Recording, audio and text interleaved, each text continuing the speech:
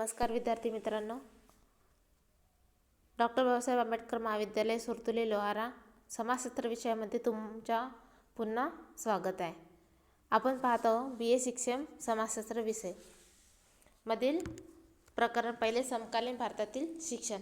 यामध्ये आज पाहणार आहोत आपण आजची तासिकेला स्वातंत्र्यानंतर काळातील शिक्षणाच्या शिक्षण पद्धतीच्या व शिक्षण संस्थेचा आढावा.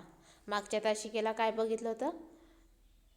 शिक्षणाचा प्रसार आणि शिक्षण क्षेत्रातील ज्येष्ठजन. त्यामध्ये काय होतं?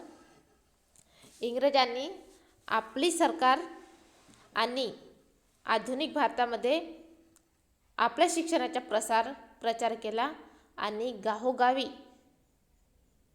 त्यांनी शाळा नाही काढल्या होत्या. आमचे विद्यार्थी ख्रिश्चन धर्माचे विद्यार्थी शिकले पाहिजे, शाळेत गेले पाहिजे म्हणून त्यांनी आपल्या शिक्षणाचा प्रसार केला होता आणि त्यांनी फक्त मोजक्या नगरामध्येच शाळा काढली होती, ते पण ख्रिश्चन धर्माची. आणि शिक्षण प्रसाराला गती प्राप्त झाली होती. राष्ट्रीय शिक्षणाची चळवळ सुरू झाल्यानंतरच्या चळवळीने काही युवक आणि काही शिक्षकांनी त्यांना मदत केली होती. इंग्रजांनी स्वतःच्या पैशाने स्वतःचा खर्च करून विना वेतन कर्मचाऱ्यांना ठेवलं होतं आणि नवयुग विद्यालय, न्यू इरा हायस्कूल, न्यू इंग्लिश हायस्कूल असे नावे ठेवून त्यांनी शाळा शिक्षण संस्था आपले स्वतः खोलले होते, हे पाहिलं होतं. आणि त्या स्वातंत्र्यपूर्व काळामध्ये संपूर्ण भारतात सर्वश्रेष्ठ क्षेत्रातील श्रेष्ठजन वर्ग उदयास आला होता. पुण्यातील डॉक्टर ढोडे केशव कर्वे यांना स्त्री शिक्षणाच्या प्रसारासाठी स्वतःला वाहून घेतले होते आणि शिक्षण क्षेत्रातील या महाश्रेष्ठजनाला समाजाने शिक्षण महर्षी अशी आणि भारतीय सरकारने भारतरत्न ही पदवी देऊन गौरवित केले होते.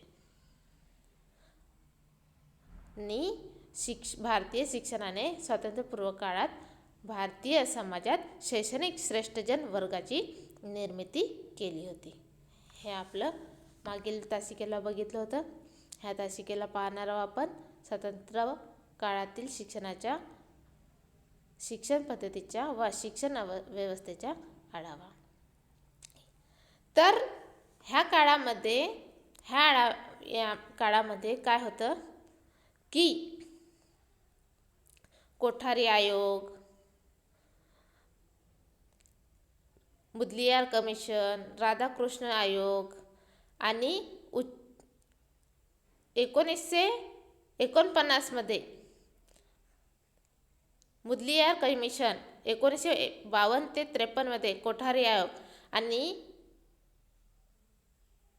1949 मध्ये राधाकृष्ण आयोग, मुदलियार कमिशन 1952 ते 53 मध्ये आणि कोठारी आयोग 1964 ते 66 इत्यादी कालावधीमध्ये होते. वसाहतीकालीन परिस्थितीत स्वातंत्र्य प्राप्तीनंतर आमूलाग्र स्वरूपाचे विविध बदल झाले.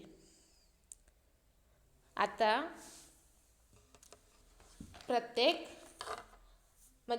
स्वातंत्र्य भारतामध्ये शिक्षणाची घडी नीट बसवण्याकरिता स्वातंत्र्य भारताला पहिला आयोग हा 1947 मध्येच प्राप्त झाला.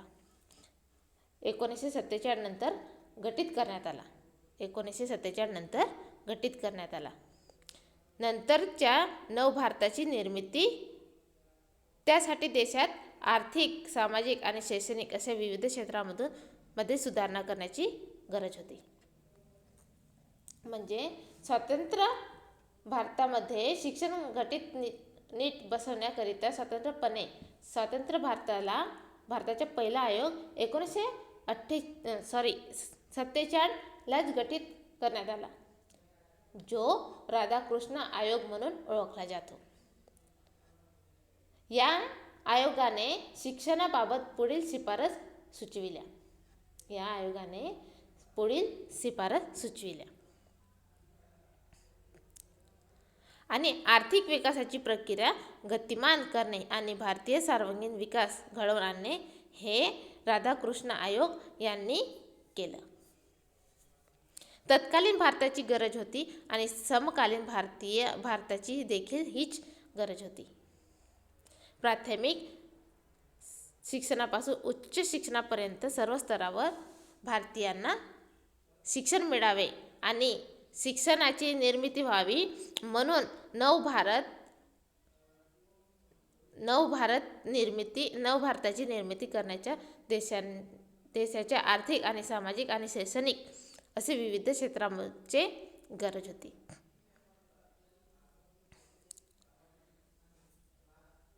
पुनर्गठन करणे आवश्यक होते. यासाठी भारत सरकारने विविध शिक्षण आयोग गठीत केले होते. तर त्याच्यामधला पहिला आहे डॉक्टर राधाकृष्ण आयोग.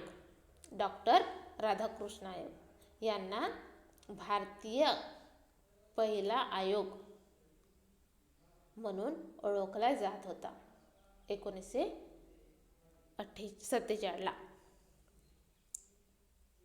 राधाकृष्ण आयोगाचे कार्यक्षेत्र म्हणजे भारतीय विद्यापीठातील वेगवेगळ्या पैलू खगोल अभ्यास करणे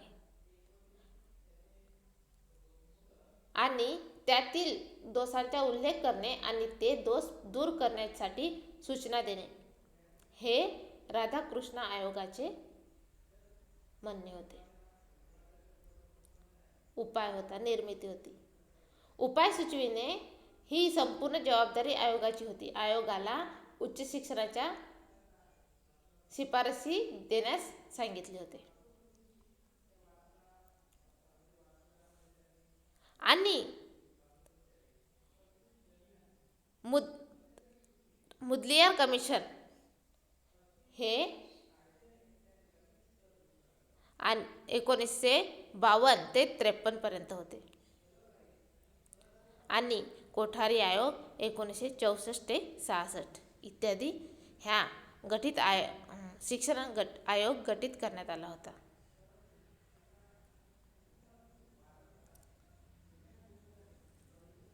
उच्च शिक्षणाबरोबर माध्यमिक शिक्षणाची देखील पुनर्रचना करण्यात आली. याकरिता मुदलियार आयोग गठीत करण्यात आला आणि कोठारी आयोगला पण राष्ट्रीय शैक्षणिक धोरण निश्चित करण्यात आले, ज्या धोरणानुसार भारतीय शिक्षण पद्धती वर्तमान काळात सुरू झाली. त्यानंतर तिथलाच आहे पॉईंट राष्ट्रीय शैक्षणिक धोरण. राष्ट्रीय शैक्षणिक धोरण 2001. कोठारी आयोगाने सुचविलेल्या विविध शिफारसींमधील एक अतिशय महत्त्वपूर्ण शिफारस म्हणजे भारताचे स्वतःचे राष्ट्रीय शैक्षणिक धोरण. कोठारी आयोगाने सुचविलेल्या विविध शिफारसींमधील अतिशय महत्त्वाची पूर्ण शिफारस म्हणजे राष्ट्रीय शैक्षणिक धोरण. भारताचे राष्ट्रीय शैक्षणिक धोरण ठरविण्यासाठी 5 एप्रिल 1967 रोजी संसद सदस्यांची एक समिती गठीत करण्यात आली होती. 5 एप्रिल 1967 रोजी संसद सदस्यांची एक समिती गठीत करण्यात आली. जशी शिक्षण आयोगाची एक समिती गठीत करण्यात आली होती, भारत सरकारने केली होती. राधाकृष्ण आयोग, मुदलियार कमिशन, कोठारी आयोग. त्याच प्रकारे 5 एप्रिल 1967 रोजी संसद सदस्यांची एक समिती गठीत करण्यात आली. या समितीने शिक्षणाच्या राष्ट्रीय योजनेचा मसुदा तयार केला. यांनी राष्ट्रीय मसुदा तयार केला राष्ट्रीय योजनेचा.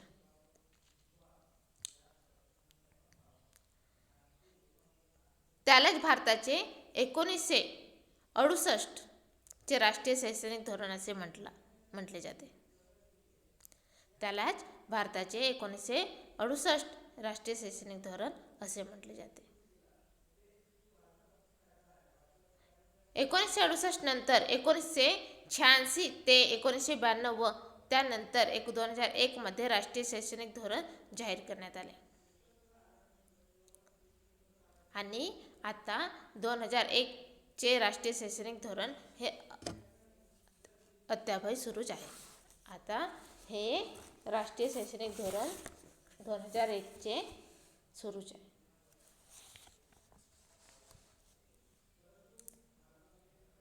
तर त्या शिफारसीमध्ये काय काय सुरू करण्यात आला होता, शिफारस केली त्यामध्ये काय काय राष्ट्रीय शैक्षणिक धोरणामध्ये करण्यात आला होता.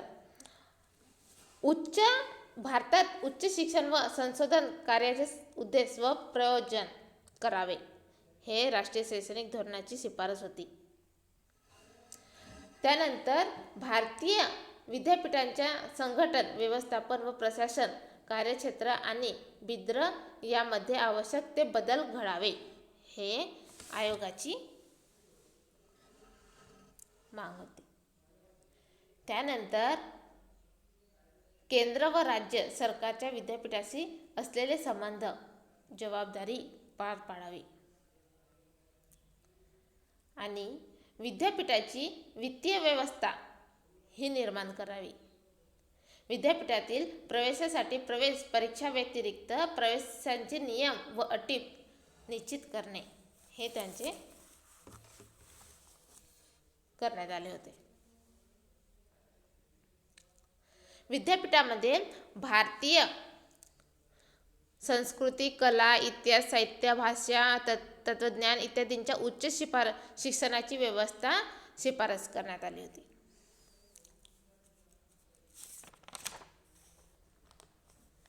आणि विद्यापीठीय शिक्षणाच्या दृष्टीने अन्य महत्त्वपूर्ण विषय इत्यादी हे उच्च शिक्षणाबरोबरच माध्यमिक शिक्षणाची देखील पुनर्रचना करण्यात आली होती.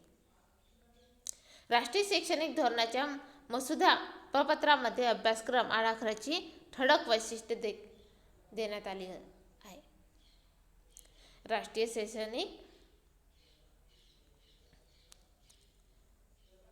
राष्ट्रीय शैक्षणिक धोरणाच्या मसुदा प्रपत्रामध्ये भारत अभ्यासक्रम आराखड्याची ठळक वैशिष्ट्ये देण्यात आली आहे.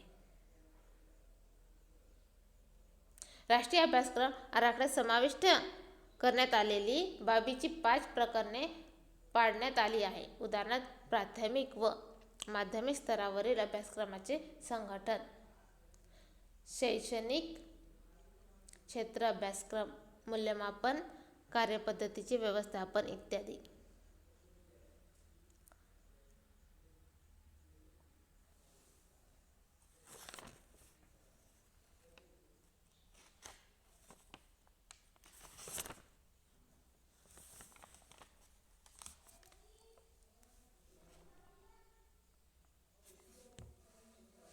आणि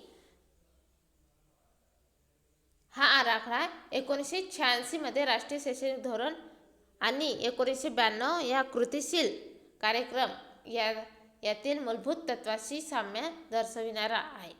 यात गुणात्मक वाढवणीच्या योजनाही नमूद केल्या आहेत. राष्ट्रीय शैक्षणिक धोरणाची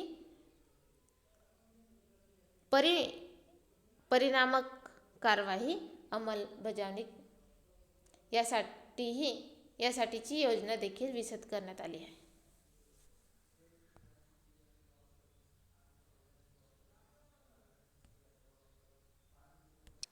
तर ब्रिटिशांचा काळ सुटला आणि राष्ट्रीय शैक्षणिक धोरण आले.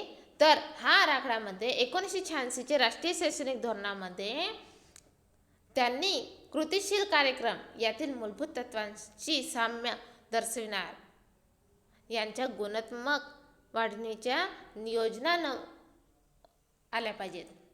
विद्यार्थ्यांना त्यांची प्रगती झाली पाहिजे आणि त्यांच्या गुणात्मक आत्मविश्वास आणि शिक्षण हे देखील त्यांचे मूलभूत तत्व साम्य दर्शविणारा पाहिजे.